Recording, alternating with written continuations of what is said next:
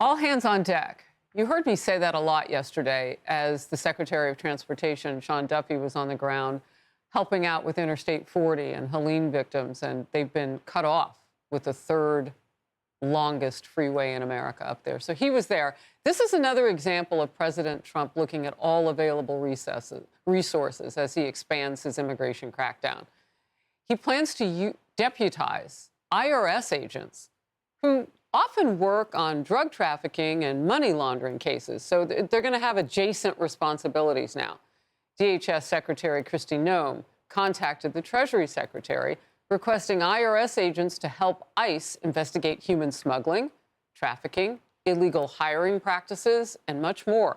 Here's Senator Roger Marshall. Promises made, promises kept here. President Trump said all hands on deck. I think most Americans would agree with me that the most significant initial concern to our country right now is this open southern border. So let's use the IRS agents to chase the money. Think about this. All the human trafficking, all the fentanyl poisoning, behind that is money laundering. Who would be better than the IRS agents to track down that money laundering and work with the DHS agents? Well, the president's strategy also includes an aggressive push for countries to take back their people. You know, the illegals here. 2 Venezuelan planes returned home yesterday carrying nearly 200 illegals deported from the United States. Venezuela, for just a hot second, refused to take back any deportees and immediately backed down. That's a theme that you're seeing now on different issues. President Trump praising his team. When you see the great job that Tom Homan's doing and Kristi Noem and everybody else that they're doing with taking thousands of people a day out of here, and these are hardened criminals. These are murderers in many cases. Biden allowed this to happen to our country. We shouldn't have to be doing this. I want to hit a lot of topics with my next guest. And focus now, Ari Fleischer, Fox News contributor, former White House press secretary. Great to see you. Let's start with this all hands on deck, all resources available. People that I've been talking with, and I've had voters' voices recently in studio with me, they love the idea of government working together. They're almost like an added layer of accountability for each other. Now, this is clever as can be. You know, this is not stationing along the border a bunch of IRS agents with number 2 pencils in their holsters. There's a criminal division inside the IRS that is deeply involved in very complicated financial cases.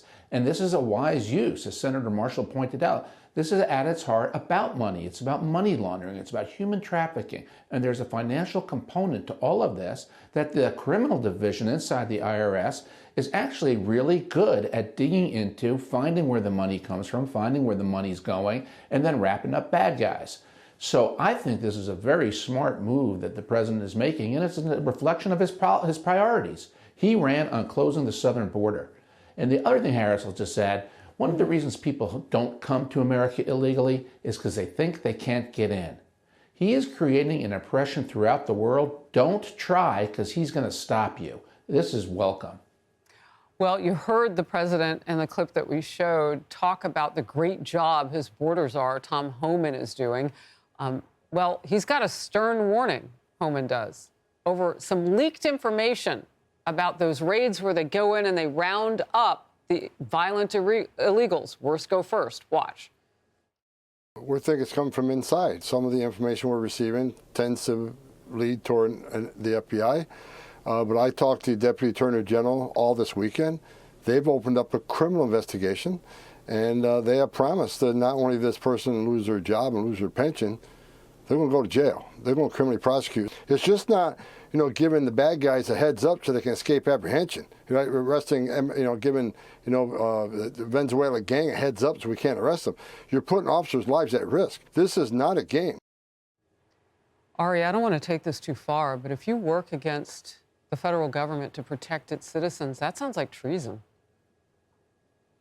And this actually happened in Jackson Hole, Wyoming, just this past week, where a newspaper had somebody tell them that there was going to be an ICE raid, and the newspaper went, and before the raid even took place, started interviewing people saying, have you seen ICE? We hear they're coming.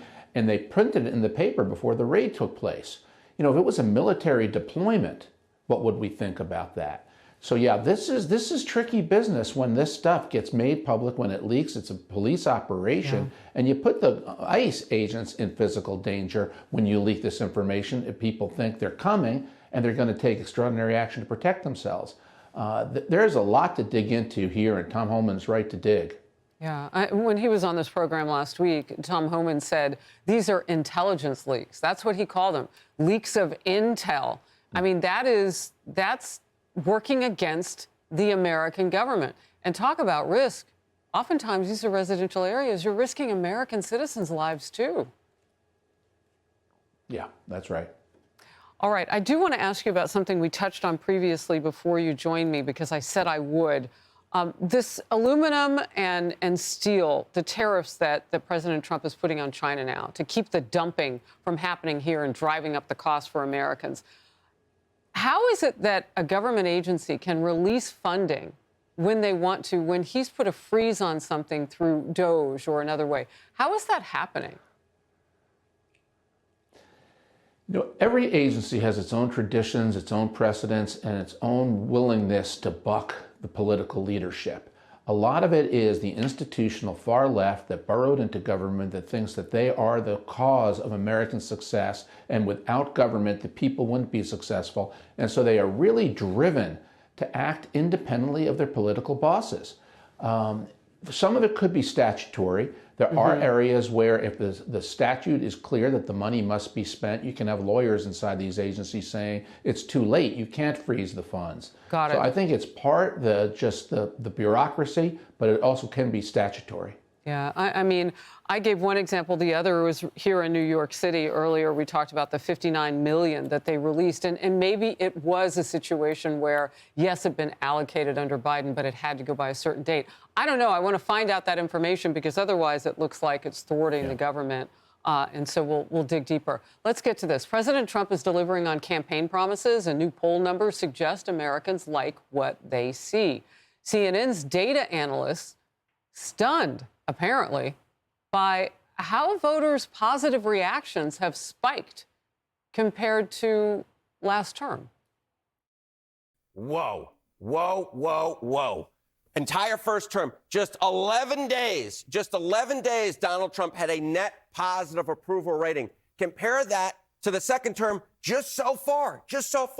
Every single day of Trump's second term so far, he has been on the positive side of the ledger. 21 days, all 3 weeks. So again, this is just another sign that Americans are far more likely to like what they're seeing in his second term than they were during his first term. I love the jazz hands. He's trying to demonstrate how the numbers have gone up for Trump. Well, that poll shows his approval is way up with Generation Z. The Zoomer voters, as they're called, those young votes traditionally break for Democrats. One opinion headline with a warning over the numbers, quote, hidden deep inside new polling is a major warning for Democrats. Well, Ari, what is the warning? Well, first of all, Harry Inton is one of the best analysts of numbers I've ever seen. I follow him lead up to every election on election day. The guy is not pro-left or pro-right. He's pro-numbers, and he's superb at it. But what's going on, Harris, is one, the president's carrying out his campaign promises, and the vigor and just the fact that he's doing common sense things like on the border really has awakened the American people and given him what's rare in modern politics, a favorable job approval. But here's what's going on with 18 to 29-year-olds, and it's huge. Barack Obama in 2008 won 18 to 29-year-olds by 34 points. When he ran for re-election, he won them by 23 points. Joe Biden won them by 25 points when he defeated Donald Trump in 2020. Kamala Harris won 18 to 29-year-olds by only 4 points. Donald Trump cut what has been a 20-point favorite rating for the Democrats, a gap, to down to 4 points, a huge swing. And of course, if you start to win the youth vote, you think it will have a projection toward the future. Trump is now cutting the Democrats off at their knees for the future that they thought they'd have. Wow. I mean, that is precipitous drop for Kamala Harris. And for Democrats, I wonder even how you approach getting that back as they begin to get older. I mean, they're now, some of them as old as 28. Life changes as you get married, have kids, those sorts of things. statistically people become more conservative with their money, for instance. Wow. Ari Fleischer, always great to have you. Thank you so very much.